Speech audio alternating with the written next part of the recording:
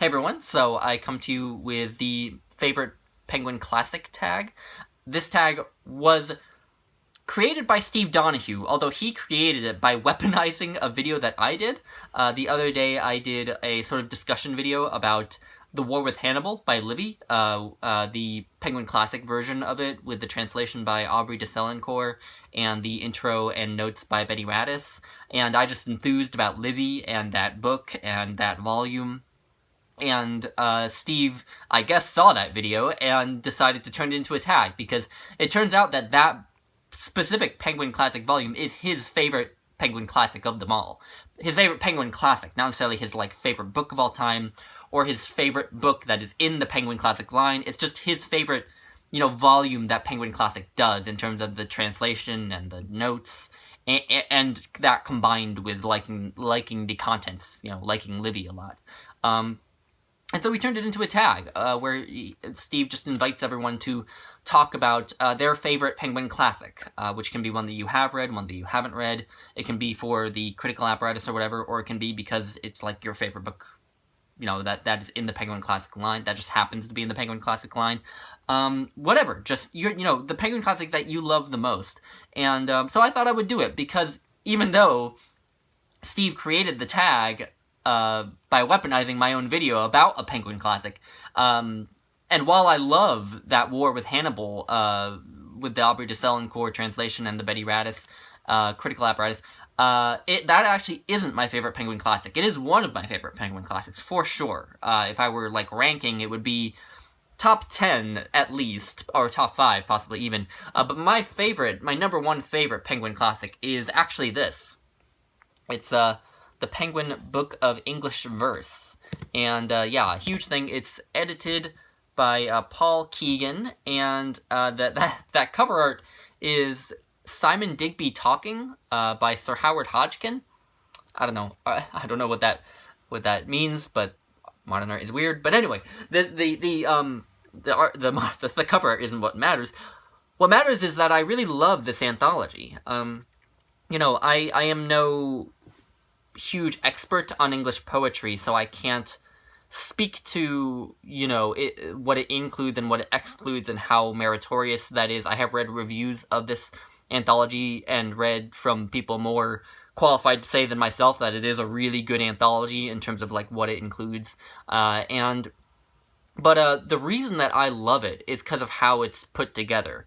So a lot of anthologies like this that do a survey of English poetry, like the Oxford Book of English Verse, or Harold Bloom's volume, The Best Poems of the English Language, a lot of those anthologies will be arranged by author. So you'll have, a section for Chaucer, and a section for Shakespeare, and a section for Wordsworth, and so on and so forth.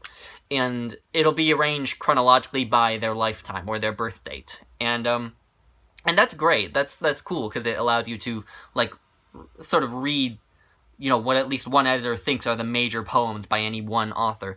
But what this anthology does is it arranges the poems chronologically, by year.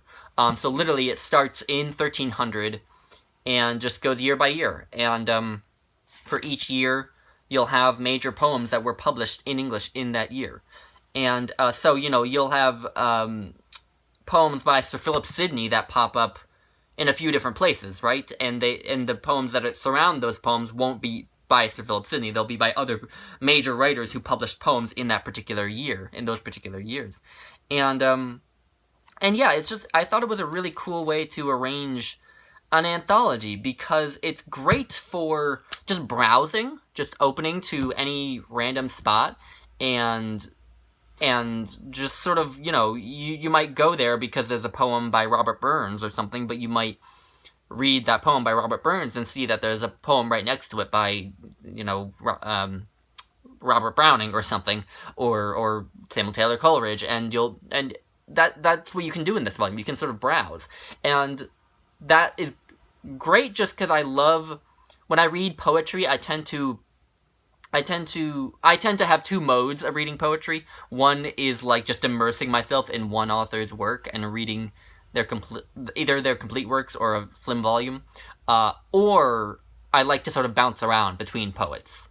And and I tend to be in the mood to bounce around and read many poets, a few different poets at once, more often than I am in the mood for diving into one author's work. And so this volume is great for that. And so it's great for browsing. It's great for discovering new poets because you never know. You never know whether a poet you've never heard of has published a poem in the year that you happen to open to.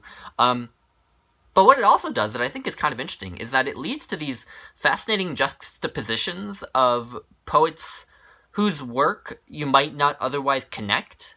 Like the example that I always give when talking about this anthology is that T.S. Eliot, a lot of his work is, the Love Song, J. Alfred Prufrock, The Wasteland, a lot of his sort of earlier work is really close to a lot of World War I poetry.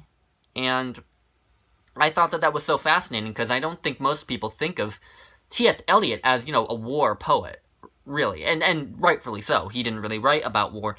But this anthology invites you to make that connection and is also a legitimate connection because T.S. Eliot's work was profoundly affected by the event of World War I and the just effect that it had on the sort of psyche of the Western world. And that's why I love this anthology too. It just leads to those connections that you might not otherwise make. So I go to this probably more than any other poetry anthology that's on my shelf. Unfortunately, I did not remove the used sticker before I reinforced this with tape. But yeah, anyway. So that's my favorite Penguin Classic. Let me know what your favorite Penguin Classic is, and I hope you all enjoyed, and I'll talk to you later. Bye, guys.